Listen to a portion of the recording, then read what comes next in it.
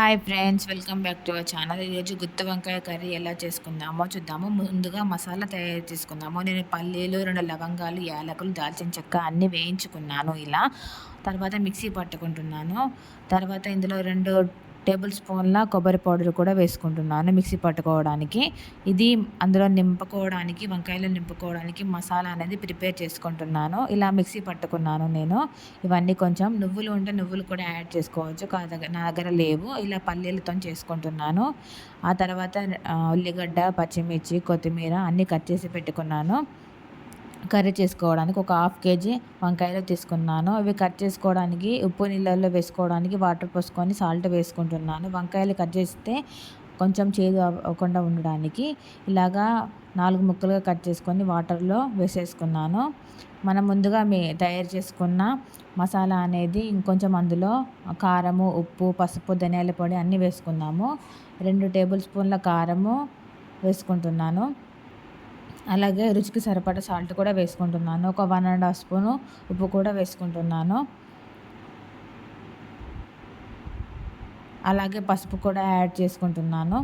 కొంచెం పసుపు, మళ్ళీ తాలింపులో కూడా వేసుకోవాలి, చూసి వేసుకోండి. అలాగే 2 టేబుల్ స్పూన్ల ధనియాల పౌడర్ కూడా వేసుకుంటున్నాను.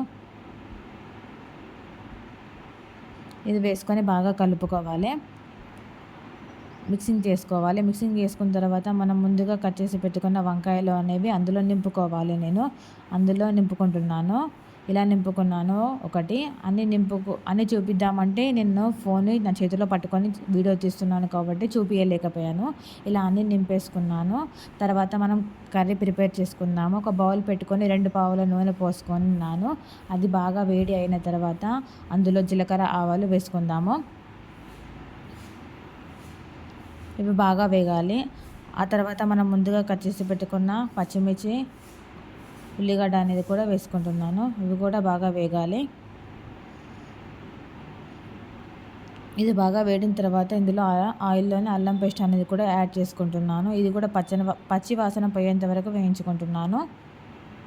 గుత్తి వంకాయ అనేది కొందరు ఫస్ట్ వంకాయల్ని ఆయిల్లో బాగా వేయించుకొని మసాలా అనేది ఆయిల్లోనే వేసి చేసుకుంటారు. కాకపోతే నేను వంకాయలు ఇలా కట్ చేసి అందులోనే డిప్ చేసుకొని వేసుకున్నాను. ఇలా ట్రై చేయండి, బాగుంటుంది. కొంచెం పసుపు కూడా యాడ్ చేసుకున్నాను. ఆ తర్వాత కొత్తిమీర కూడా వేసుకుంటున్నాను. కొత్తిమీర లాస్ట్లో వేసుకోవచ్చు, కాకపోతే నేను ప్రతి కర్రీలో ఇలానే వేసుకుంటున్నాను. మీరు కూడా ఇలా వేసుకుంటే వేసుకోవచ్చు, లేకపోతే లేదు.